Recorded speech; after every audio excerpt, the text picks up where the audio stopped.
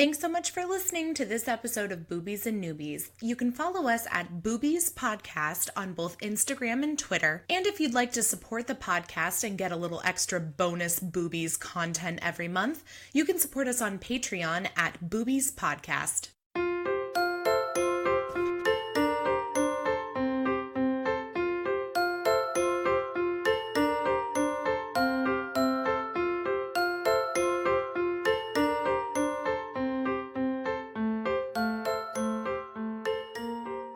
Welcome to Boobies and Noobies, the podcast that asks novice romance readers to think outside the dick in a box and brave the unbridled world of erotica.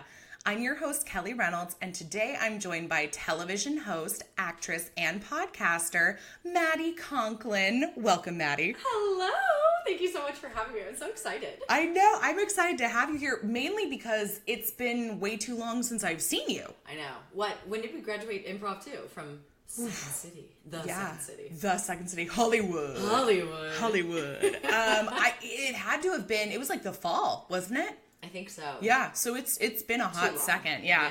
But then again, 2019 has gone by. Girl, don't even get me started. It's August. Like, I don't even know what happened to February, March, April, May, June, July. For real. I know, I was like, I feel like my birthday's in April, and I was like, I feel like I just had it. Yeah. Like, I guess like I was not. just in 2016 in San Diego celebrating something. Yeah. Like, it's crazy. I have that mug that says, I still feel like the 90s were 10 years ago, and Exactly. that's how I live my life every Girl, day. You just upset me, but I'm going to live past it. No, I'm just kidding. I know. No, it's so true. I'm like perpetually living in like 2002, 2003. Like that's just when I think of like movies and everything, I'm like, oh yeah, the 80s were 20 years ago. Like the 90s were 10 years ago. And no, it's, oh my God. I mean, it's just ridiculous. This is so out of left field. What decade do you feel like you should be, your current age, or maybe like in your mid-20s? Like which decade do you think you would have like thrived in your 20s? Unless it's now. It's not now. Well, okay, it's hard because it's like one of those things where you're like, oh, politically speaking, you know, like women wouldn't have done so well a certain time ago. Yeah. But then again, I feel like we're not doing great nowadays with our current American political sphere. Yeah. But at the same time, we're very vocal. I love that. Yes. Yeah, I don't know. I mean, I have a fascination with like the roaring 20s. Like I definitely like Midnight in Paris like speaks to me. Yes. Yeah, so that would have been fun. I like the fashion. I love the music, like the whole speakeasy kind of thing. Yeah. I mean, that's why there's so many in LA. It's like go to the speakeasy. Oh yeah. You know? Cuz we want to relive the moments we either did or could never have lived. Exactly. Exactly. And we'll pay a lot of money to do it. That's why people go to pop-ups. Exactly. Yeah. How about you? I honestly, because of the fashion and like just the, I feel like ease of life, the 80s. The 80s, yeah. Nothing politically, just like the fashion, the big hair, the raunchy looking makeup and jewelry. I'm just like, that is me. I mean, it was great because it was like the gaudier the better. Yes. You know? Like I'm all about the gaudy. I missed the 80s. I'm a 91 baby, so I like just missed 92. the 80s. Yeah. You're 92. Okay, yeah. So it's, yeah, that would have been, although I'm sure if we lived in the 80s, we would have been like, ugh. But I wish I could live in the 70s. Yeah, you know? Exactly. That's, again, it's very Midnight in Paris. That was what was so great about that movie, was like this whole idea of like, you always want to live in a time different than your own, you know? And, oh God, now I just want to watch that movie again. Well, there you go. I know. You have something, well, you have a barbecue this afternoon. Yeah. Maybe so, tonight. Maybe later. Also, sorry, we're getting way off track. Do you watch Euphoria? Is that the one? Zendaya. HBO. No, I haven't seen it because I don't have an HBO subscription, but it is on my list because everything I read about it, I'm just like, this sounds so gritty and so real. It is. The love finale's it. tonight. You know where I'm going to be. You guys, if you haven't watched Euphoria yet, HBO Euphoria, plugging it. I don't care. Anyways, back to the topic. Perfect. No, that's fantastic. Well, okay, back to the topic of you. So, I mean, we kind of already alluded to it, but Maddie and I met at Second City Hollywood. We were taking improv classes together, and we are no longer there currently, but you know, it's LA. Everything kind of, you do for a little bit, you move on to something else, and then what you did before will be vintage in a couple years. Yeah, so exactly. Perfect. What else? You've got a lot on your plate, I feel like, all the time. You're a professional TV host and personality. So tell us about that. Yes, so I do hosting for entertainment news. I'm a news managing editor. It's crazy. Ooh. Yeah, crazy as that sounds. It's really, I mean, it is a big task, but I work for Clever News. I host, I produce, I manage a team of like 10 people. So it's really cool. It's a lot, as you said. Yeah. But I want to change it. I like it a lot. I like the more the better. When I don't have anything to do, then I'm like, oh God, I'm not doing anything. I know. What the hell's going on? The world's ending. I'm the same way because I feel like usually when I don't have something to do, I either feel guilty that I'm not doing something or I'm like, yes. Or I feel like anxious, like I've forgotten to do something. Like, okay, wait, I'm chilling with a drink watching Gilmore Girls. Like something's wrong. Yeah. What did I forget to do today? I feel you. Like, okay, I'm looking at my to-do list. Everything's checked off. Yeah. But is there one thing? So, yeah. Obviously, taking time to yourself is great. Oh, absolutely. And, like, that's what I was saying to you earlier. Like, I really want to do Improv 3 again. I just, time. Do more reading. Do more reading. Yes. Actually, this helped me. I forgot how much I like reading. Oh, good. I woke up the past 2 Saturdays and ran through this book. It's so good. I'm like, I finished it last night. Like it was fantastic. I was like, you know what? Instead of like, chilling like on the couch watching something, I'm gonna climb into bed and read. Like, and it was. And that's the way you should go to bed. Yeah, like you're not less screens, less noise. Like it was. Reading off a Kindle. Yeah. Well, it's that's a cute Kindle too. I like that one. It's again vintage, 2013. Yeah. Just the way I like it. Just the way I like it. That was only 2 years ago, right? 2013, cool, awesome. I was in Australia, amazing. See, so many good memories. So good. So where can people watch your fabulous hosting abilities? Yes, you can check me out at my website, MaddieConklin.com. That's MaddieConklin.com. And then you can follow me on Instagram at Maddie Says This, MADDIE Says This. And I have a podcast as well. Yes, absolutely. Tell us about that. Yes, Two Blondes in a Bottle. Don't get your heads out the gutter. Two Blondes in a Bottle when Happy Hour meets Hollywood. My friend Madison and myself. I love that you're both Madison. Madison. Yep. Now we both have short blonde hair, so we're literally twins. You can follow that on Instagram at Two Blondes in a Bottle, and you can catch us on iTunes and SoundCloud at Two Blondes in a Bottle. You're so rehearsed with this. Like, I'm like, the fact that you can spell your name so quickly, like MADISON. I'm just like, she does this on a regular basis of spelling out Maddie Conklin. Trust me. People have a hard time with it. I don't understand why, but anyways. It's one of the ones where I'm like, it does sound like it's spelled, or it's spelled like it sounds. Whatever, it really doesn't sound crazy. Some people do 1D, some people do Y. It's nuts. Well, especially nowadays, like no shade to people who are having babies, but there's a lot of baby names that come out nowadays that I'm like, well, that's interesting. Like, I just had this conversation. Do you know the ABCDE? Yeah, absidy. What the? Can I cuss? Yes. Fuck. What the fuck? What does a substitute teacher do? What does a teacher do? ABCDE? Absidy. Like, it's literally like the Key and Peele, like, Aaron, Balake. That's exactly. ABCDE. I thought, when I first heard about it, I thought it was a sketch. Like, I thought it was a comedy sketch, and it was like they were getting on an airplane. Yes, and they were like, what? They laughed. Yeah, like whoever the stewardess, but they like shamed the parent for having a kid named Absidy. But like, you have to think about that stuff. I know. I don't know. God, I always think about, because both my parents are teachers, and like I have a lot of experience teaching, and so I just think about the poor substitute teacher in me being like, oh God, I don't want to get it wrong. I'm so sorry. I'm gonna giggle at them. It's just like, and that doesn't mean you have to name your kids like David and Sarah, which are lovely names. Great names. But it's, I think about the kid. I'm like growing up, like how they're gonna deal with that. Also, no offense, absidy kind of sounds like a drug. It does, doesn't it? Absinthe. Absidy, like acid. It's absinthe and like ecstasy combined. Yeah, that's a hell of a drug. That's probably what they were doing when they decided to name their kid Absidy. Probably. I wouldn't put it past her. Gosh. Okay, so there's plenty of things that you do, plenty of ways people can follow you, and all the fabulous things that you're talking about. The main one is to follow at Maddie Says This on Instagram. Yeah, and you've got a very colorful Instagram account, which I appreciate immensely. The curation of it just drives me nuts. So I know, but you know what? If people want to like live Los Angeles through someone else's eyes, live it through Maddie's. Like she definitely has a lot of fun. Thank you. That makes me feel so good. Yeah, but it doesn't seem like fake fun. It seems like you like genuinely go to so many fun things and you're always up for a good time. I am, girl. Give me a cocktail.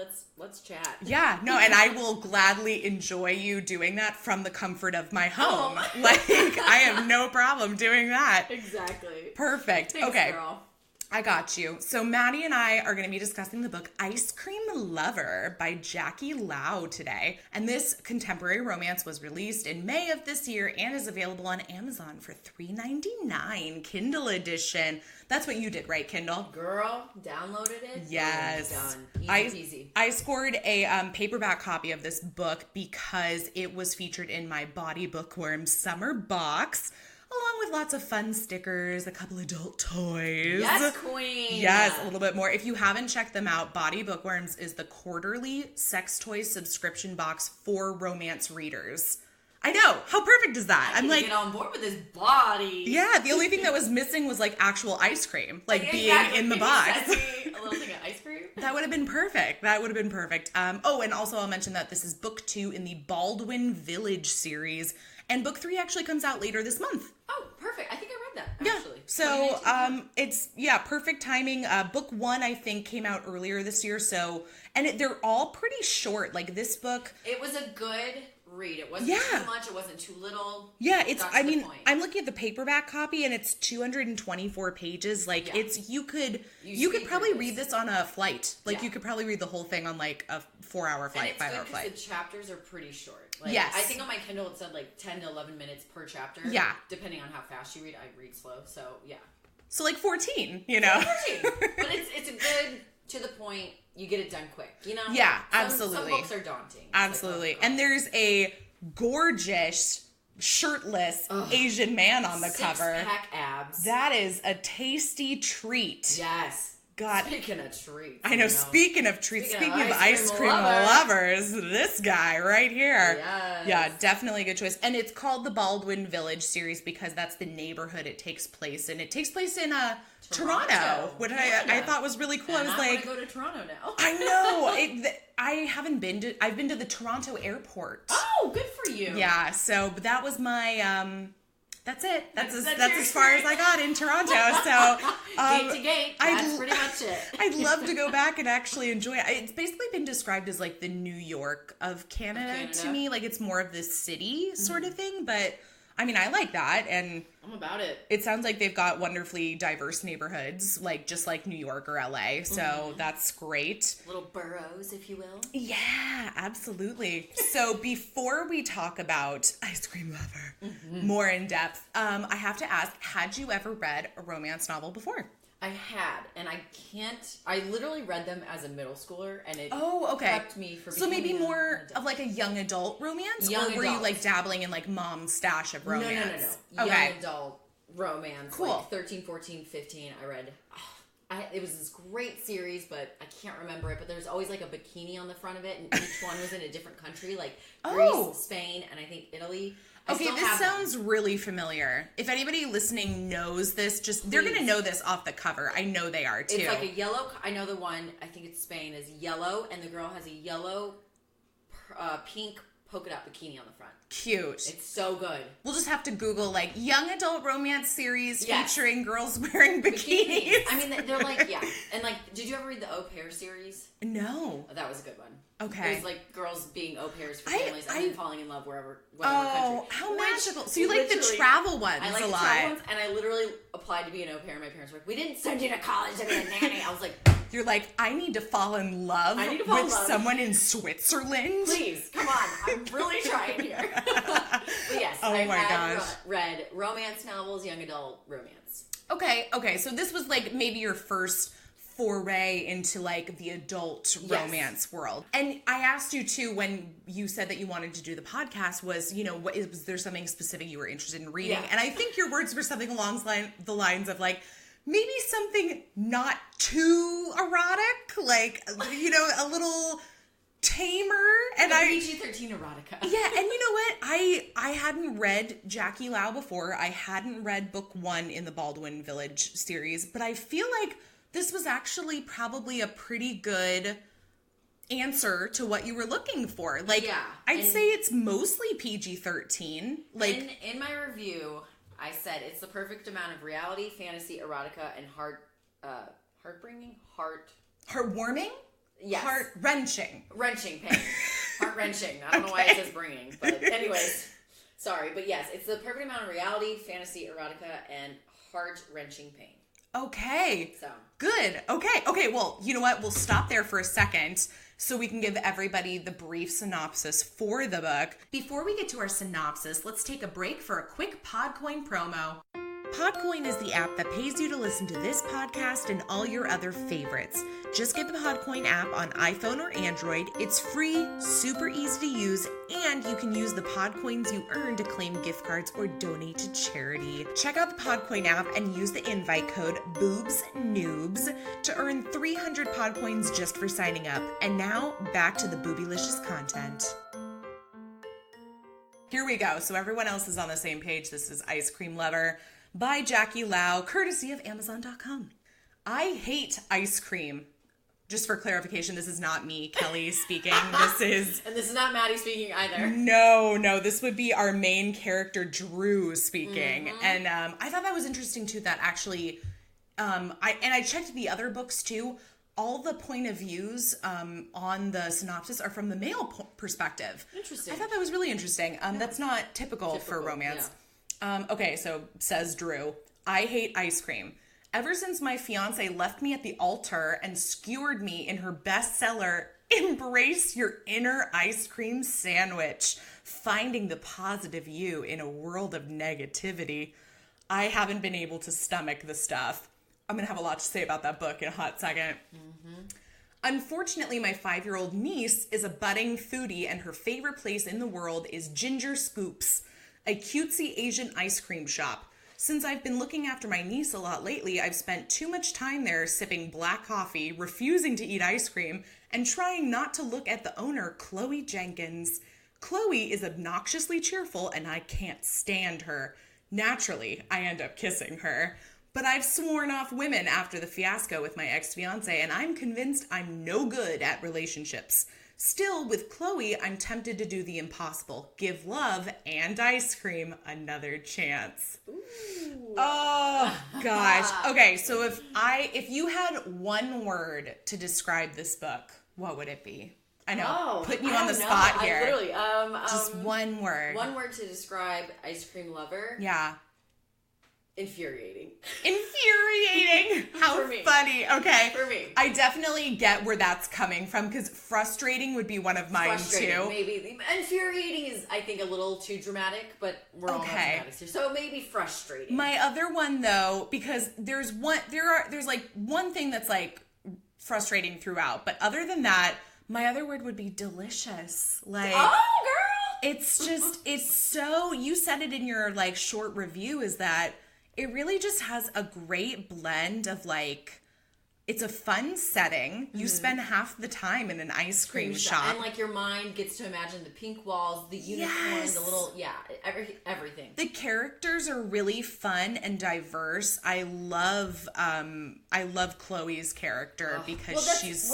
We're like obnoxiously cheerful all the time. So I can only imagine what people think about us. Like, is this a fake, like, is this a facade? No, we're just like happy They think we're obnoxiously cheerful, but they also want to kiss us, apparently. Exactly. Where you at? We just need to find those people. Go to Toronto. Yeah, go to And it's a cute story. And they each have like their own kind of, demons, like their personal demons. Yeah. But at the same time, it's not anything that's so... It's not overly dramatic, if that makes sense. Like, I know Drew's fiance left him at the altar and then went on to write like this best-selling self-help book about it and everything. God. But I'm like, he's basically, it all boils down to he's dealing with getting over a breakup and she's dealing with kind of launching a business and finding her identity. So I mean, it's very relatable. He's both of our characters, they discuss race a lot in the book, which I almost feel bad that we have two white women sitting at this table discussing race, but it was so good. Like, it kind of opened my eyes to, like, as somebody who I kind of identified with Chloe's dad a lot in the book, in that she's half, is it Chinese Canadian? I believe so, yeah. Chinese Canadian, because her mom was Chinese and her dad is white. Right. And he never saw. Yeah, he basically is like, I don't think about race. I don't want to, like, identify you as Chinese because, like, you look white, you look like me. And she's like, yeah, but by doing that, you're erasing my identity. You're erasing this whole heritage that's part of me. Mm-hmm. And I was like, oh my God, I mean, clearly I know that people who are biracial go through a lot, that, you know, even within their races, like, I mean, if you've seen, like, did you see Crazy Rich Asians? I did, yeah. Like, just the fact that the main character was raised in New York, and I think she was biracial, or she was some sort of mix, right? I think so, yeah. And I got a lot of that. That she was so looked down on by even people that were Asian as well. Yeah. That you're just like, oh my God, this is, you know, you're getting it from every side. So that was one of the things that stood out to me a lot. Was it's something that I haven't had to deal with because both my parents are white. I mean, we're a very Caucasian European family, like, back many generations. Same. Yeah, so Scottish, Italian, Hungarian. Yeah, exactly. So I mean, but it definitely made me think of all my friends who aren't white. It made me think of all my friends who are biracial, who are queer. Chloe is also identifies as bisexual, which I thought was fantastic. And oh my God, there's such a great line too. And I've talked about this with so many of my bi friends, where she tells her dad, she's like, yeah, I'm dating this guy. Just so you know, because I'm in a relationship with a man, that doesn't make me straight. Right. Oh, that was so good. Because just one line, I was like, that's fantastic. So, I mean, Jackie Lau really did a fantastic job. Yeah. It makes it very, like, eloquent and, like, makes you thirsty for more. Yeah. I say you say thirsty as my dog is taking a drink of water. Good timing, Noodle. Nice little slurp. Thanks, Nudes. Thanks for that. I know we have a dog named Nudes. Nudes. Send me nudes, Noodle. It's meant to be. But okay, that's great. So what else did you like about the book? I feel like for me at least, it was very relatable. In the sense of, like, dating. Like, everything is very current. You know, absolutely. Like, they're talking about Crazy Rich Asians in the book. Like, they compare him to the main guy, and there was something else that it's very recent. It's very 2019. 2019, and I feel like I relate really well with Chloe because like, I'm single. I've been on the dating apps. Like, I'm putting myself out there, but I'm also very guarded about everything because. You never know, like, you can meet a guy, date him for a month, and then they disappear. And it's like, right. Okay. And then by the time you're, like, and she's in her mid-20s. She's 25. But it's, you know, by the time you're in, like, your late 20s, early 30s, my roommate and I were just talking about this, you kind of feel like when something doesn't work out, you feel like you've lost, like, an investment. Like, I invested my time. I invested my emotions. Like, you know, depending on how long and, you know, how serious the relationship was, you feel like, God, I wasted, you know, 6 months of my life for, like... Literally I wasted a month and a half of my life. And I was like... So reading this, like, right after I broke up or whatever, I was like, okay, people notice, like, it's not easy to do this whole thing. But I also related... I kind of got annoyed with Drew's character because... I did too. He's like, oh, I'm going to hurt her. It's like, bitch, you don't fucking know. I like, know. Talk to her about it. Just talk. That was probably the only thing, because like Chloe's story I found very relatable. I think it'll reach a lot of people that read this book in many different ways. Drew, I think, is also relatable, and I feel like that is something people do. Yeah. It just would frustrate me to no ends to, one, be dating somebody who's going through this. But not telling you. And two, it would drive me nuts if that was me. Like, also, if that was me. If some guy were like, I'm doing this because I don't want to hurt you, it's like, and not tell you, like, it just... I know. No, it's frustrating. It frustrated me to no end. It is relatable, though. Like, it is, because, I mean, I know people that have done this where they're like, I can't be with you right now because you know, XYZ. it's me, you know, it's the whole, it's not you, it's me thing, you know, and I thought it was, as frustrating it was, I did love that it was coming from a man. Like, I did love that we were getting these insecurities and, you know, frustrations with himself coming from the male character. Because typically in romance, you get, like, the alpha male, and it's the female character, in heterosexual romance at least. Right. It's the female character that's like, I don't know what to do. Like, this is too much, you know, and usually... Yeah, and usually the guy, his demons will be like, I don't want to commit. Like, it's too much of a commitment. And that wasn't really Drew. Like, Drew loved her. He admitted he loved her, but he was just so not loving. I mean, there's this book for both of them is a lot about loving yourself. Yeah. Like, because you can't love someone until you love yourself. There it is, right there. That could be the tagline of the book is like, you can't love anybody unless you love yourself. Yes. So, and that's basically what they go through is, you know, Chloe starts this adorable ice cream shop. Yes. That in memoriam of her mother. Oh, God. And she's only doing Asian flavored ice creams. Right. And, you know, it becomes very popular with all the food critics come, you know, so that's exciting. Yeah. I was like, it would do well in LA. It really would. So many ice cream shops, but like that niche. Yeah, for real. Yeah. Everybody, I mean, especially in cities, I feel like LA, New York, San Francisco, Toronto, like that's where people want, it's not just the food, they want the experience. They want the experience, they want the Instagrammable moment. Yeah, and that pink wall with the unicorn. Yeah, she's got it. She's got it. Like, this would be the one that, like, if like BuzzFeed did like their like travel food videos, they'd be like, you have to go to this ice cream place in Toronto with a giant unicorn. And the bubble waffle cones. I was kind of confused by that. I was like, what is a bubble waffle cone? I know. I've had one, so I know what they are because in LA they have you ever been to 626 Market? No. Okay, so there's like a night food market that they only do in the summertime in LA. And I'm sure they have stuff like this all over, but it's a bunch of food trucks and booths that set up in the parking lot of Santa Anita Racetrack. Oh. And they go all day until like, 1 a.m. And they basically each will pull out like a couple entrees, a couple appetizers, and a couple desserts or drinks and stuff. But they are all about making it an experience. Like, I've gone and had like a mango slushie, but it comes in like a giant glass light bulb.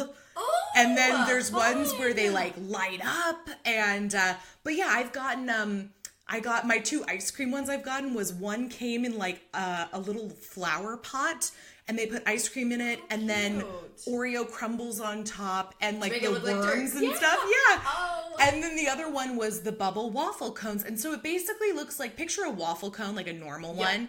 But if you laid it out flat, like before you rolled it up, and instead of like each little square being just flat, it's much bigger. Like they're like, it's like if you took bubble wrap and dipped it in waffle batter. That's like what it would look like. Okay. Yeah. Yeah, it's good. It's thick. It's like a much thicker, like a Belgian waffle or something, Yes. So, so they talk about, God, I think you have to be eating while you read this book, or else you need to like be really full when you read it. Or, full, or while you're eating and reading this, your ice cream is going to melt because you're going to be so invested in the book. I know. God, it sounded so good. And, okay, so, yeah, we liked Chloe. I did find him frustrating. He was a great guy, though. That was the saving grace for him, is that I liked his relationship with his niece Michelle. Oh, I loved that. And I never thought he wouldn't be a good dad. I'm like, no, yeah, the fact that he's doubting his abilities to be a father because his ex said so, and he spends every weekend with his niece and will do anything for her. And a budding foodie who thinks she knows everything. Like, that's a lot to handle. Yeah, as a guy. I know. He really only showed his insecurities, like, on the inside. Like, you wouldn't really see them when he was with Chloe or with his niece. Like, because it was all in him. Himself. Yeah. It's when he's alone. It's when you're alone, you start thinking, you're like, oh, God, I could mess What did I do? What's wrong with me? Why did this happen? Yeah. So never be alone, people. No. That's the moral of the story. Never be alone. Love yourself and never be alone. That's why we have roommates, right? Yeah, exactly. And dogs. And dogs. Oh, yeah. No, but it's true. Like, he was such a good guy. She was such a good girl. Like, they really did work well together. And I think what you said earlier, that it's a really, like, realistic portrait of dating. Yeah. I totally agree. Because, I mean, it's so casual, like, the way that they get together. Like, he just comes in with his niece every weekend because she's a foodie. It's, you know, there's always, like, the precocious child in, like, any movie or story. And that's basically her, except her twist was that she's a foodie, so she loves to try new things. Like, he gives her a pasta maker for her birthday. Yep. But, so that's how he meets Chloe. And then he goes back without the niece. And then eventually, you know, one night they just start making out. Oh, God. When I was reading, it was a Saturday morning, and I'm, like, in my bed, I'm like, okay. I will admit, it takes a bit to get going. You're like, okay, let me get through their backstories, blah, blah, blah. But then the moment it happens, I was like, oh, okay. Yeah.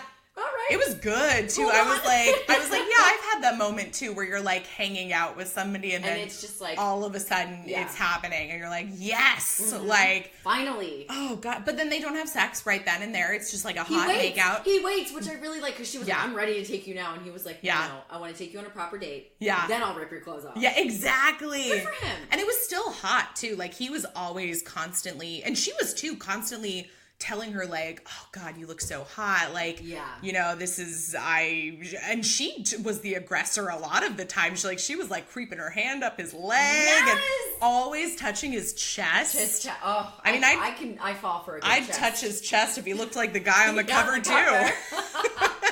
But, so it was a nice mix. Like, it wasn't like one person took the lead or anything. It like, was, because every chapter was like Drew, Chloe, you know, so it like switches. And then I liked how like one chapter would end on their note and their thought, and then it's like, oh, well, what happened? Then it goes to and then the next character's thought, like, shit, she just said she loved me. What do I, you know, or something like that. No, I agree. Yeah, so it is a dual perspective. I should have mentioned that earlier, but you do get both their perspectives, and I think it's good with a story like this because they both have, their struggles are much more internalized.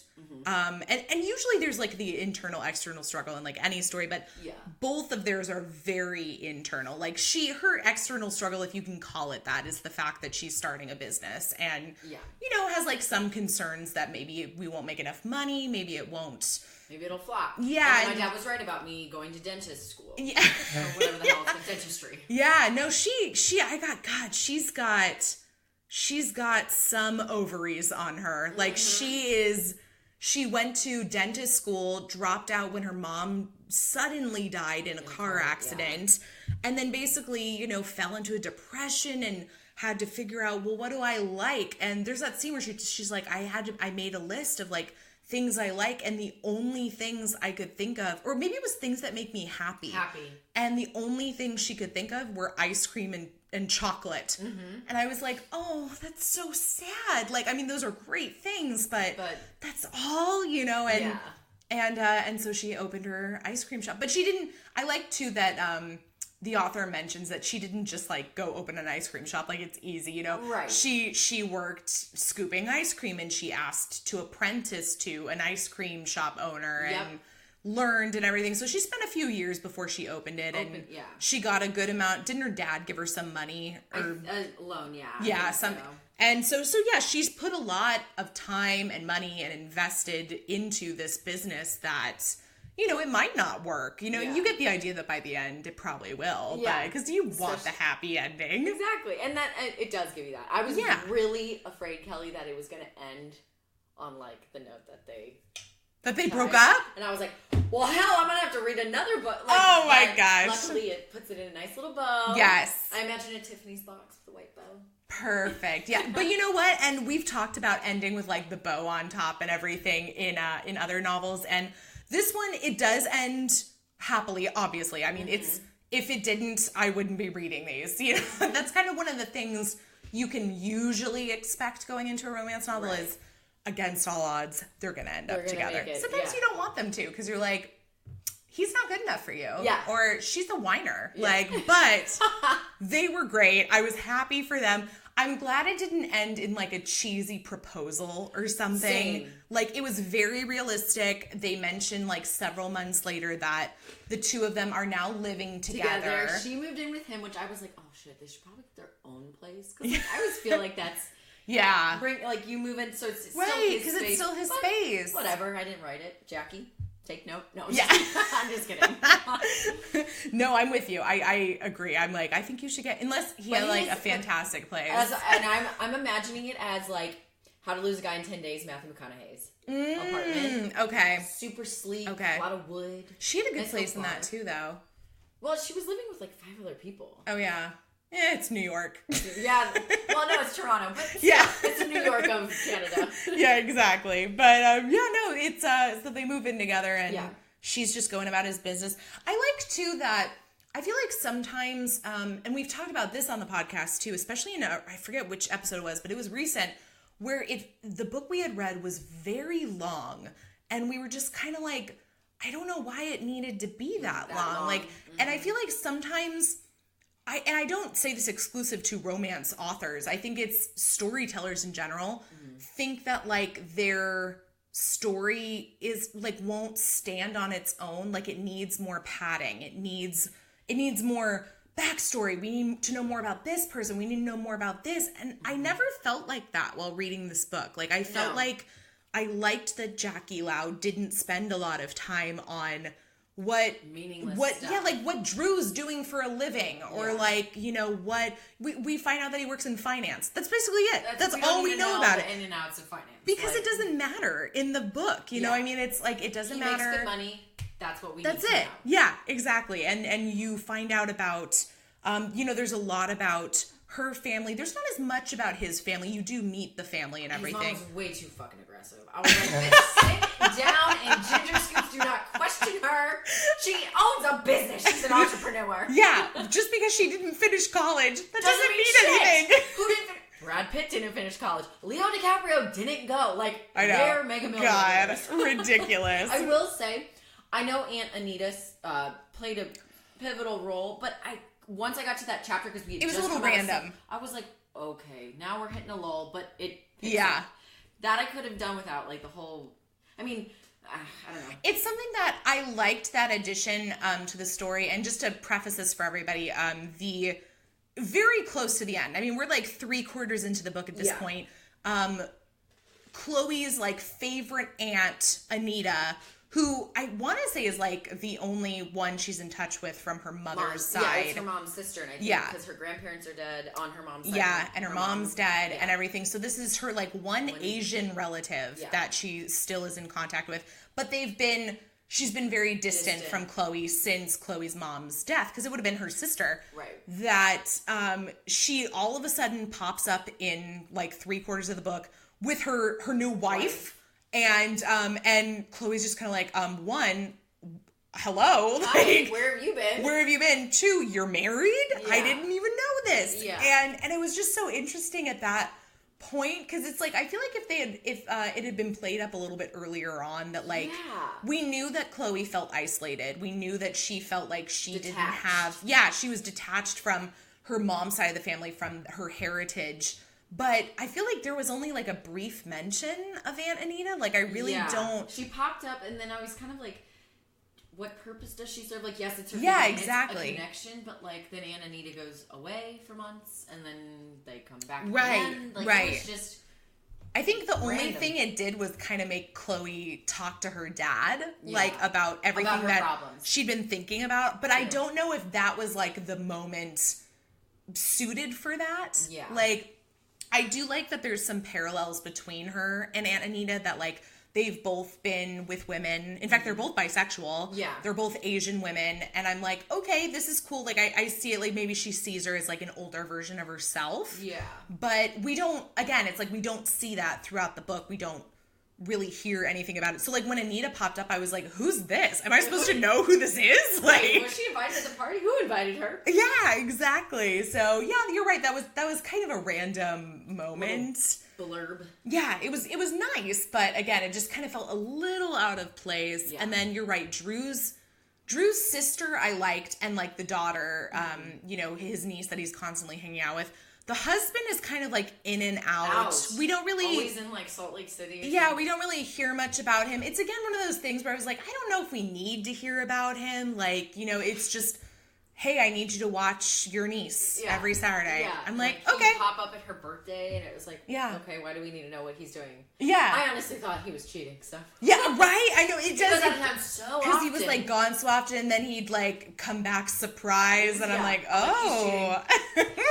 I'm just a very salty bitch. But in another romance novel, that would have been the case. It would have turned into this story about how he's cheating and how the parents hate Chloe and all this stuff. And I'm like, we didn't need all that. Yeah. We didn't, you know, Jackie Lau was really smart to just kind of keep it simple. It's about these two people falling in love and how it's hard to do that when you don't know yourself and love yourself. And speaking of cheating, I thought when he went to the book signing, they were in coffee. I was like, oh God, he's gonna do it. They're gonna reconnect. I was like, don't do it, Drew. Resist the boner. I resist the boner. Oh my God, I need that on a bumper sticker. Hashtag resist the boner. Resist the boner. I need that tattooed on me. Just resist. Yeah. I need it in my eyesight. You're gonna have to handle that fear of needles first. Fear of needles first. Yeah. Oof. That's why I don't have any. Yeah. There you go. It's okay. I'll get it. I've got room. I'll get resist the boner. But it's gotta be a hashtag. Hashtag resist the boner. Yeah. Oh, so good. It'll be my memory of living in Los Angeles someday. Oh, you know, girl. like living on an island. I'm gonna be like, oh, remember when I got that resist the boner tattoo? I don't resist it anymore. Come over here. Yep. Pretty much. But yeah, I'm just glad Jackie didn't go that way. And you know what? I'm glad he got his closure with the ex. Like, let's talk about that. So. This bitch, she not only, first of all, she doesn't even really break up with him. She just leaves out the window at their wedding. I'm thinking money. Bitch, why didn't you say it months before when you were planning it every time? Oh, I know. Literally, wedding crashers. When she's trying to pick the flowers and her dad goes, you don't seem like you want to do this. She's like, no. Perfect timing to say, abort mission. And she admits to him, she's like, I've been thinking about it for like a while. And like, your heart's like, oh, but I don't want to hurt him. But like, you hurt him more when you leave him at the altar. Exactly. You're looking hurting like a buffoon. Both of you. God. Yes. And everybody there. And your families. Oh, God. The people that, you know, it's kind of like the, it's a friend of your parents' friend, and you invite them to your wedding, and they're like, do we have to go? Yes, we do, because so-and-so invited us. And think about that. Those people are going to be pissed. Like, I know. It's awful. Well, okay, so problem one, she realizes that they're not, you know, they're having problems, and she should break up with him. Problem two, she runs away from their damn wedding without saying a word. Goes out a window when there's as they say, a door. Good door to walk out. I loved when, I think it was his sister or his mom that tells him when he admits, he's like, yeah, I broke up with Chloe because like, I don't think I'm good enough. Like, and they're like, why would you think that? He's like, well, you know, Lisa's book and everything, it's all about me and how I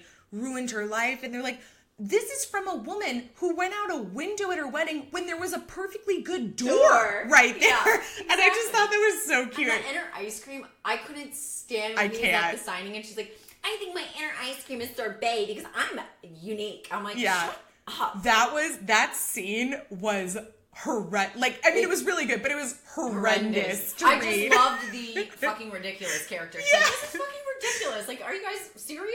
Like, for real, Drew's waiting in line at a bookstore signing for what is it called? Embrace your inner ice cream sandwich, finding the positive you in a world of negativity.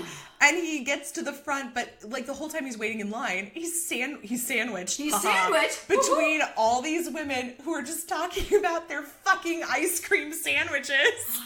I'm like, it kind of ruined ice cream sandwiches for me. Just like ice cream ruined this book, the inner ice cream ruined ice cream for Drew. For Drew. Kind of ruined ice cream sandwiches for me. So yeah, that was the other thing, is when her book came out, Embrace Your Inner Ice Cream Sandwich, Drew, who had basically introduced Lisa to ice cream sandwiches, immediately was like, I can't eat ice cream anymore. Like, it's making, understandably so, you know, you have something that you love so much and you share it with somebody you love so much, and then they shit on you and write a book about it shitting on you even more. Yeah. And you're like, I can't eat that ever. Don't want it again. Yep. Yeah. Which again is like the irony of he falls in love with somebody that owns an ice cream shop. Yeah, it's cute. Circle. Yeah, exactly. And then by the end, they eat ice cream together. But yeah, the ice cream, finding your, embrace your inner ice cream sandwich. But you know what? Again, very current in that I feel like there's always some self-help book that's like this where I love that they were talking about it in different ways. Like somebody was like, this is fucking ridiculous. This is, why would you think this? And like, think that this is the answer to what's wrong with you. On my day off of all days, I'm gonna sit in line to have this chick sign my book and like, oh yeah, what's your ice cream sandwich? Oh, that's great. I'm strawberry lychee too. Yeah, oh my god, with oatmeal raisin cookie. Oh yeah, I do love that Drew mentions that raisins and cookies are like not acceptable. It's blasphemy. Yeah, are but you the same? I do love oatmeal raisins. Oh, see, and he said oatmeal chocolate chip. He's like, put chocolate chip in oatmeal. Like oatmeal chocolate chip is great. And I was like, oh my god, I could marry him right now because I love oatmeal chocolate chip and nobody ever makes it because they make it with fucking raisins. God, in what world are raisins better than chocolate chips? I don't understand. I don't understand. Although I could get down with the raisins. Yeah, but if you had raisins and chocolate chips in front of you, like, would you still pick raisins? For the chocolate chips. Okay, yeah, good. for sure. I'm not a psycho. No, it's the same as like people who like go to the movies and they pick up Raisinets. I'm just like, there are like 30 other kinds of candy plus popcorn plus nachos. Yes. I'm just like, what? Pretzels, hot dogs. You can get chicken fingers. You picked raisins. Yeah. Oh, but they're dipped in chocolate. Doesn't matter. You know what else is dipped in chocolate? Those cookie dough bites. Yeah, that's my favorite. I used to be a gummy bear girl. I changed for the better by getting cookie dough bites. Have you had gummy bears covered in chocolate? No. They're really good. Okay. I have to go get some. Sugar factory, here I come. Yeah, exactly. But, I mean, this would be the part where I'd be like, oh, I'm sorry to all the raisin lovers out there, but I'm really not. I'm really not. Sorry, not raisin, sorry. Yeah, exactly. They're not going to make my list. We did back in, I think it was March, because it was when March Madness was going on. There's another podcast that does something where it's March Madness, but with snacks, and it's called the Snack It, and it's like a bracket, and you narrow down the top snack choices. So we did it on the podcast for our Patreon episodes. And it was great. It was so good. And so we would narrow it down every week, and we got it was like the Salty 16 and the Edible 8. Very nice. Yeah, so that was a lot of fun. I'm already looking forward to March next year just because I want to do another Snack It. Exactly. Can I be a part of that? Absolutely. We will have you back for snacks. Raisins, I want to say, weren't on the list at all. I'm not bringing them, so don't worry. Yeah. I'm not going to crash any sort of snack it party. God, can you imagine showing up to a party too and being like, I brought the raisins, guys. That's like the grandma that makes the Jell-O fucking salad. Yeah. The green lime Jell-O salad. I've seen it once at a party. Yeah. In bumfuck Egypt where my grandparents live, and I was like, what? I will not touch that with like ambrosia. That's like another. That? That's another like Jell-O salad, ambrosia salad. No, yeah, thank you. It's a pass. It's a hard pass. No, Speaking of grandmas, I thought Chloe's grandma was like a really interesting character. Love how she learned how to text. Yeah, because I thought it was interesting that you had Chloe's grandma, and mind you, this is the mother of her dad, of Chloe's dad. She learns to text. She tries new ice cream flavors that, Chloe's made that are predominantly Asian that, the grandma has no association with. And she was just so much more progressive than Chloe's dad, which I thought was so interesting. I think she even had like an evolution because at first she was like, oh, you opened a silly ice cream shop. What are these flavors? Where's vanilla and chocolate? Like, I think she even had her own little evolution in the book because, like, after she tried the ice cream, she's like, "Oh my god, this is really good. I'm very proud of you." And then, like, it. I don't want to say it, but it like switched on her and her ice cream, and was like, "I'm gonna date. I'm gonna get a selfie stick. I'm gonna take selfies and get a phone. That grandma was living her best life at 80. Like, and that was part of it too. Is she's like, "Hey, I'm 80. Like, when else am I gonna do this? I've lived this long. I might as well enjoy myself." Yeah, she getting that like 72-year-old. Like, you tell him, grandma. Yes, queen. Love it. Okay, what else? What else did you like? What else didn't you like? I guess I didn't like how close-minded her dad was. Again, full circle. He has an evolution, and he's like, oh, yes, I support you. Right. It's just like that old-timey, go to college, get a job, work 9 to 5, pay insurance, and retire by 60. Yeah. Like, that's just not how it goes now.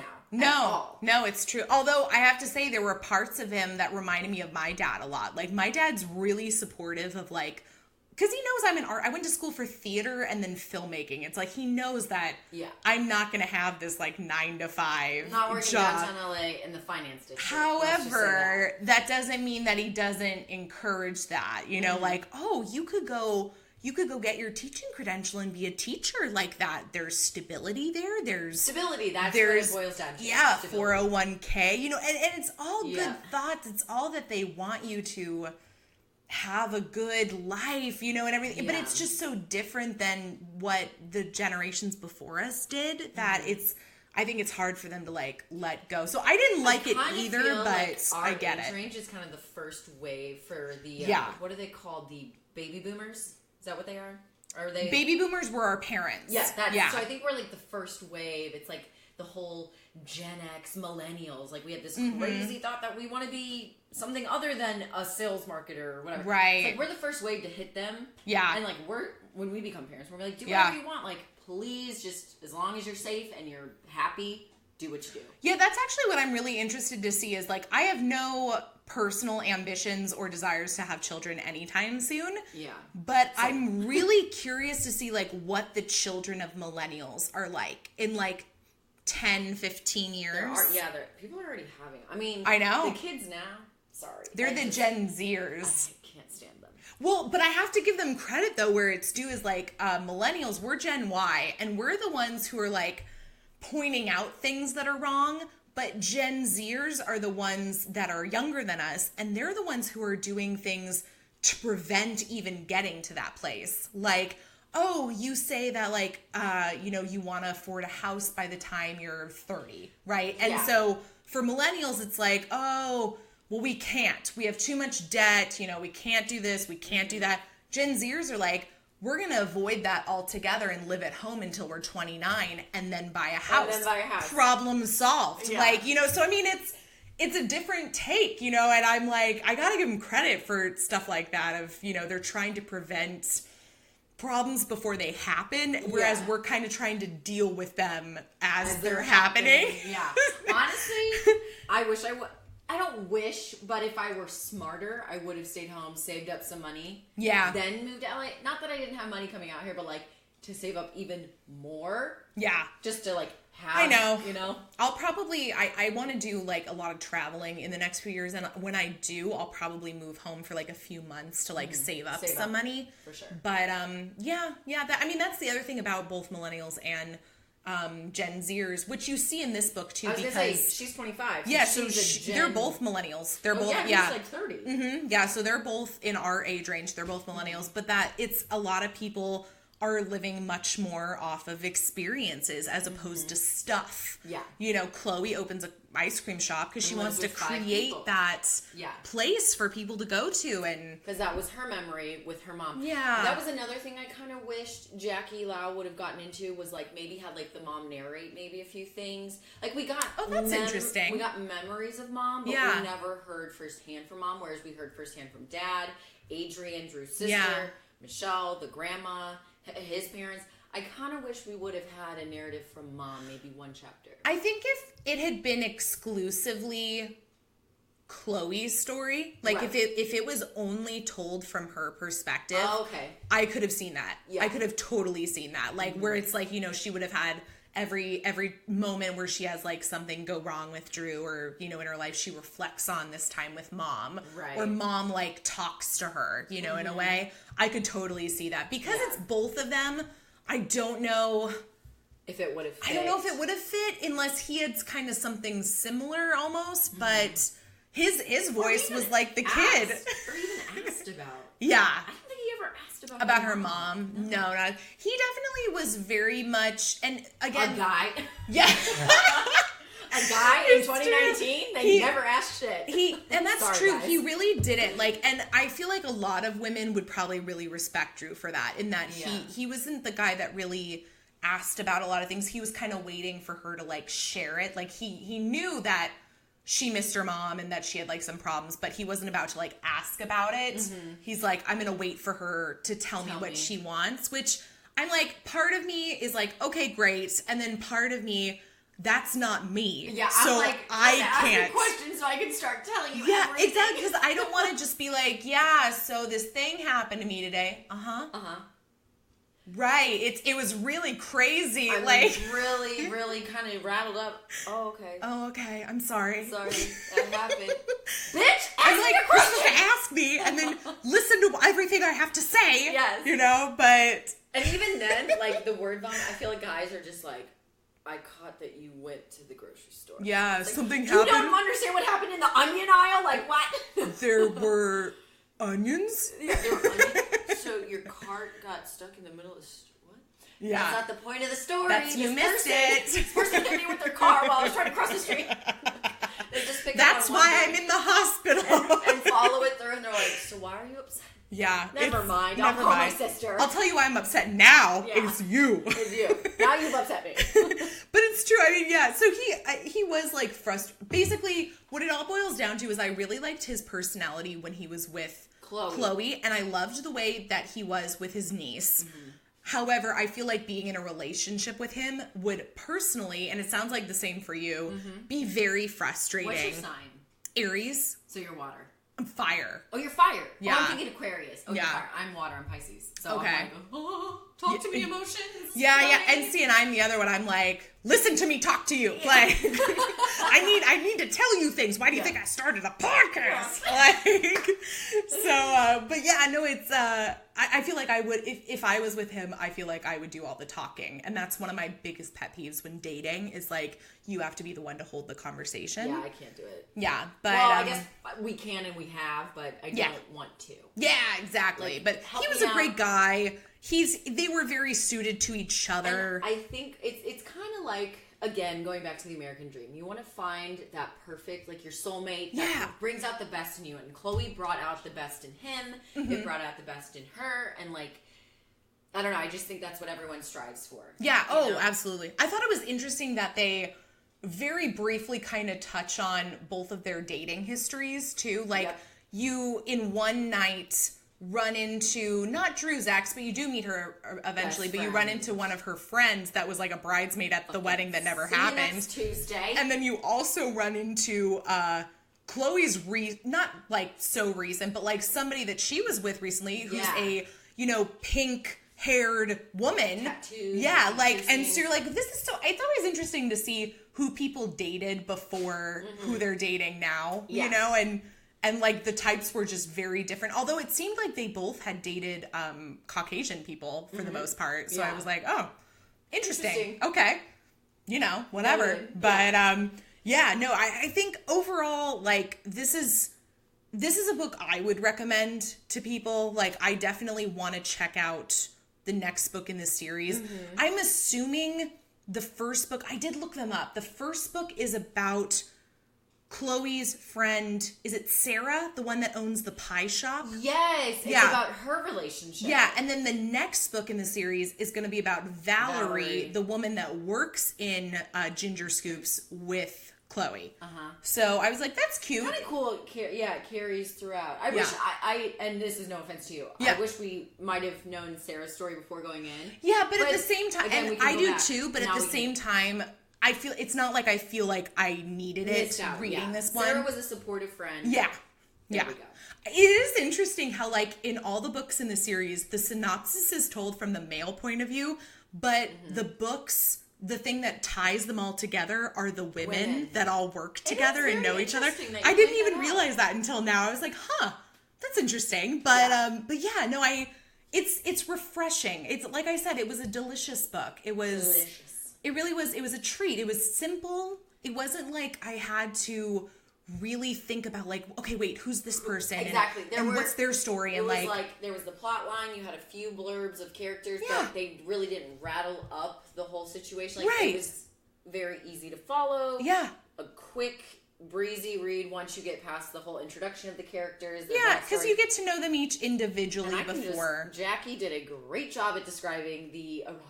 Well, okay, this brings us to one of our final segments, which is... Let's talk. Do you have a specific sexcerpt that you'd like to share with the class here? Ooh, I think it's the first time they hooked up. That was a good one. And he made her touch her in front of him. I'm like... I'm sorry, when he did what? He made her touch herself in front of him. Yeah, and he which was happens a few times, actually. Yes, and she was like, I feel uncomfortable. And I totally would be like, that is me in my head. If I were to get in that situation, which I hope I do, I would be like, oh God, like, do I look good? Like, how am I leaning on this, ottoman or whatever the hell she was on? And she was so open about it too. He's, cause, they have their makeout scene and then they go their separate ways. And she is like, the next time they're together is like, did you, like jerk off to me and everything? Yeah. And he's like, yeah. And she's like, yeah, I touched myself too. And he's like, show me. And I love that she's like, well, I can't because, I had toys. Yeah. And he's like, oh, damn. Yeah. So then the next time they're together, she brings the toys. I'm like, shit, they are moving fast. That was my scene that I marked, was the toy scene. Okay.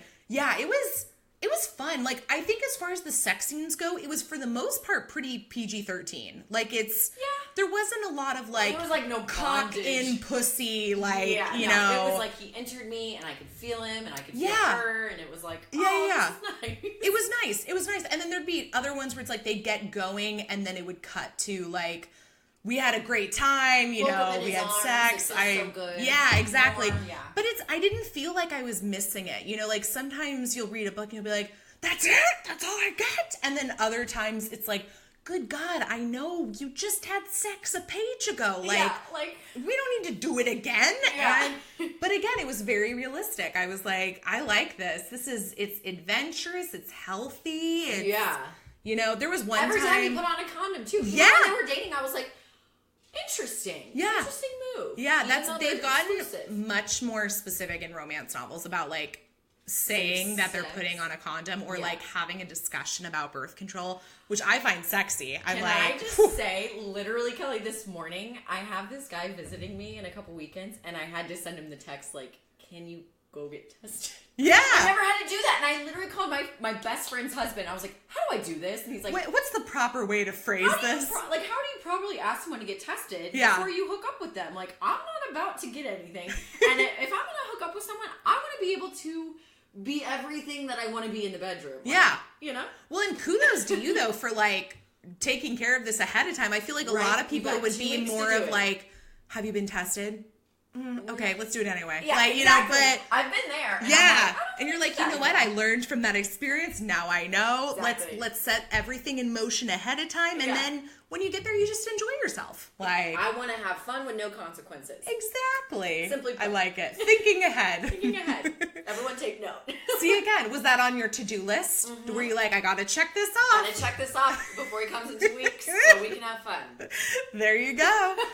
Did you want to read something from your sexy scene? I've got mine. I have it on my Kindle, so I couldn't like really mark it. Okay.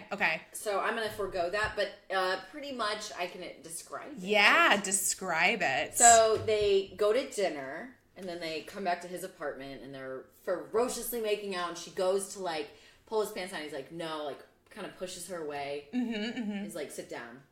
Now take off your underwear. And it's like, oh my God. Yeah. Like she's already bare chested. He's good at the dirty talk too. Like, he even says it too. He's like, is this okay that I talk to you this way? Yes. And she's like, yeah, keep going. I was like, ooh, that is consent at its finest. At its finest. And then he pretty much goes on to say like, touch yourself. I want to see you like come in front of me. And she does, which is great. And then he like teases her. He goes down on her, like takes care of her. Oh yeah. Which I am sorry. If a guy does not take care of me before he takes care of himself, it's not going anywhere. Yeah. Like, please, women's pleasure is very, very precious, and it needs to be done.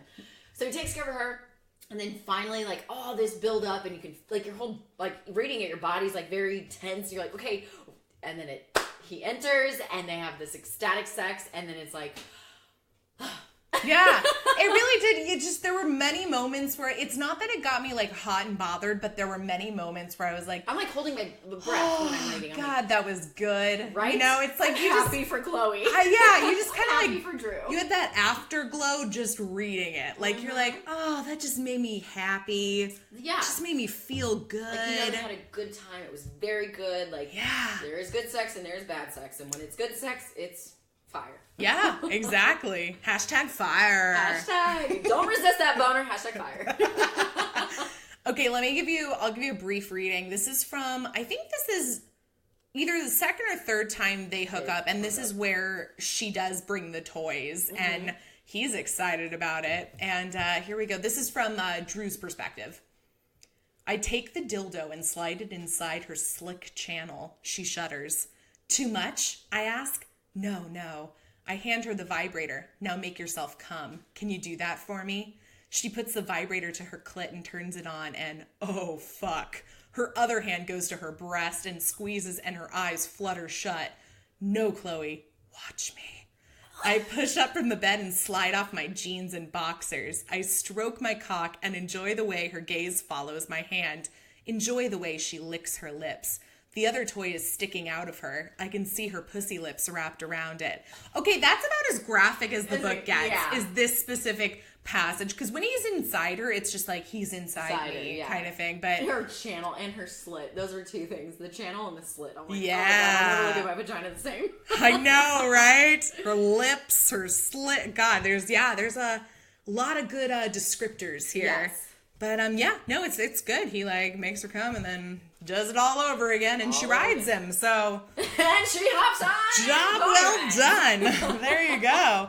Yeah. Okay. So any last thoughts about the book? No. It's like I said. It's the perfect amount of like reality, erotica, fantasy, and heart-wrenching pain. Yeah. Heart-wrenching. I felt very heart-wrenched. I was like, is it mostly because of Chloe's... The way he fucking does it. And he doesn't really explain when he breaks up with her. Yeah. Okay, yeah. I'm like, just tell her how you're feeling. Yeah, communication is because I felt more pain for her and just kind of what she was going through with the mom, and he had sex with her before he broke up with her. Like that's the most fucked up thing ever. That was the one moment where I was like, says, I just wanted to fuck you. No, Drew, no. Yeah. Like because he plans on breaking up with her and then he does it after they have sex. Oh, and like the way she just like leaves and then she's thinking about, like, we've all been there, like, you just constantly, obsessively think, like, are they going to text me? You're checking your phone. You're like, no, they haven't texted. Yeah. Are they looking at my Instagram? Are they just, like, it's just exhausting. I will give them credit, though, that there's books where, like, the breakup that they have, because, you know, there's always, like, the misunderstanding or the breakup or something. The other books, like, it makes, like, is a huge thing. Like, this one, I was like, okay, she clearly knows something's up. Like, something's going on with him. Because even after they break up, she's like, he hasn't reached out to me yet. I feel like it's time, like, I'm going to have to reach out to him. So I was like... She did text him and he never responded. And that never got addressed again, I don't think. No, it was just like he was avoiding her because he thought he wasn't good enough. I'm like, bitch. I love that this is coming from a man, but... At the same time, you're killing me. Yeah, you gotta talk about your feelings. Okay, so what I'm gonna ask you to do is give the book a few grades. Okay. So on a scale of 1 to 10, 10 being the very best that it could possibly be, we're gonna grade the story, the syntax, and the sexcapades. Can you say what's syntax again? Like the author's writing, her writing style, and everything. So let's start with story. So out of 10, what do you think? I would give it an 8. That's what I gave it too. I was like, I think it flowed really nicely. There were like a couple blips where I was sort of like, this kind of came out of nowhere, like the whole thing with Anita. Yeah. And, you know. Not hearing really from the mom, my personal. And Drew was, you know, very frustrating. But I was like, okay, I guess I understand have to have the antagonist. Yeah, exactly. And he kind of is, isn't he? Yeah. He's sort of like the antagonist in the relationship. Yeah. Which is how he's described multiple times, but at least he learns to like ice cream again, so it's okay. How about syntax? So Miss Jackie Lau's writing style, her voice, the dialogue in the story. What do you think? I would give it a 9. Oh my God, that was me too. Like we're on the same page. It was easy. Again, flowed nicely. It wasn't like these big ass words describing romance or sex. It's like we had sex. her channel. Maybe that's the most like, what is a channel? Well, it's the vaginal cavity, okay? Yeah. That's what I'm going to write in my romance. And I slid into cavity. her vaginal cavity. In my uterus. No. Sometimes they will say like, he thrust so hard I could like feel him hit my cervix or something. And I'm like, cervix is like one of the sexy words to me. Yeah. Anyways, I don't need an anatomy lesson. I just need to know he's in and out and he's sliding great. But I found it very relatable. It was easy to read. I really like the dialogue. Like, everybody had their own personality. Yes. Like, even though we didn't know a ton about Valerie or Sarah, I feel like we knew who each of them were. Like, you could tell who was talking. That's always important to me, especially as a writer, is I'm like, I should be able to make sure that without looking, I know who this is that's speaking. And I could do that. That's a good point. So I thought that was good. And then how about the sexcapades? The sexcapades. Yeah. I would give it a 9.5. Ooh, what's missing? What's that 0.5? I think it's more so like a little, like I just like a little more rough. Like if you I rip, like I pull her hair, I choke her, something like not crazy. And you asked for a tamer romance. Why? Like bondage or gags or Yeah. Okay. So you just wanted it a little on the rougher side. Like. Yeah. I mean, when they were in the restaurant, they were feeling it like, of course, and he like she slid her hand. And I liked him talking dirty to her. I liked that, and it wasn't like sometimes the dirty talk gets a little too much for me. Like it's like, I'm gonna stick my cock in you, like this isn't a porno. I'm just exactly, and I'm like, but he had like the perfect combination. I was like, It did make me squeamish and like, oh my god, he said that. I gave it a 9. I liked it too. I thought what was there was great. I'm always a big fan of like foreplay scenes, and I thought there were good ones there too. I would have liked foreplay is so important. Yeah, really I would have enjoyed maybe one more scene at the end. Yes, I think it was very much like, and we fell into each other. Yeah, I want the makeup sex. I'm like, where's the makeup sex? Get on that balcony. Yeah. Bend her over and go. But he did make a point, like he fucked her doggy style before he broke up with her, so he didn't have to see her face. But like that is a very detached way of having sex. Oh yeah. Yeah. I liked that she pointed that out. Oh yeah. And Drew being like, Yeah, because I was like thinking, I was like, oh no. Sex is so much more intimate. He's going to use this as like an excuse, like, oh yeah, I just wanted to bang you one last time before you went. I was like, oh no. Yeah, but it's true. But it's okay. It all works out in the end. All works out. Everybody's happy. Our inner ice cream sandwiches are fully frozen, but in a good way. Yeah. Well, okay. So before I ask you my last little questions, I feel like we have to talk about briefly, what would be your inner ice cream sandwich? God, I'm gonna vomit. I don't even know, because I feel like this is an analogy that I don't get. Oreo ice cream sandwich. Yeah, because like people talk about the different cookies and like, I'm like, no. And the different ice cream, and I'm just like, what's on the menu? Yeah. Like I decide based off what's on the menu. Yeah. Like, I mean, if anything, chocolate chip cookies with cookie dough ice cream. Yeah, I feel like I would maybe be like some sort of chocolate cookie, and then the ice cream would be like an espresso or like coffee, so something with coffee, but then also chocolate. I like when the one girl's like, and it's peanut butter because I'm a little bit nutty, and I'm just like, shut your mouth. Ew, stop like, put talking. A heart in, or put a knife in my heart and just twist it. Like, okay, here's a better question. Stomach, not my heart. Yeah, not my heart. Here's a better question for you. What about if you were to visit Ginger Scoops, the name of Chloe's ice cream place? What flavor would you try on the menu? It's the cheesecake one. The cheesecake one, yeah. The green tea freaks me out. The durian freaks me out. The lychee freaks me out. Vanilla's my favorite, so I'm pretty basic. Oh, okay. So got I it. think the cheesecake for me is a safe choice. Okay, that's fair. That's fair. And there's isn't there like a chocolate raspberry? Yeah. I was like, that seems pretty safe. For me, it would be the taro, taro root. Like, yes. I've had taro donuts before, and it's so good. I know the taro chips. Yes. Is it the purple one? Yeah. Like ube. Like, it's like, aren't they like, I feel like they're like similar. Like, they're both like purple root vegetables. Yeah.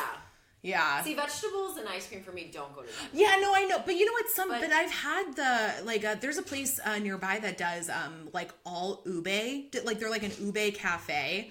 And yeah, and you're just like, this is not what I would expect, but I'm also Caucasian in California. And, but I love taking advantage of places you go to eat or like neighborhoods you're in. I'm like, I'm not going to go to a Korean restaurant and order a hamburger. Like, you're going to get Korean barbecue and you're going to try all the little things that come with it because that's what you're there for. Yeah, what's the point of going to an Asian ice cream shop and not trying something different, I'm going to get the cheesecake. But you're going to try something else. I will. You're going to try it. Yeah, there you go. Okay, so having read Ice Cream Lover, I guess my next question would be, would you maybe want to read more in the series? Yes. Okay. I kind of want to know what Valerie's going through. Yeah. She seems a little... she's a little quiet. Quiet, but, she's the outspoken friend. Like, do you want me to go fight him? Like, that's what I would do. Yeah. And I feel like she's a little jaded of men. So I want to know, what happened to her. What her story is. Yeah. Well, it's coming. Is Sarah married with kids? Like, I couldn't really tell what Sarah's thing is. But Sarah didn't really intrigue me that much. Valerie did.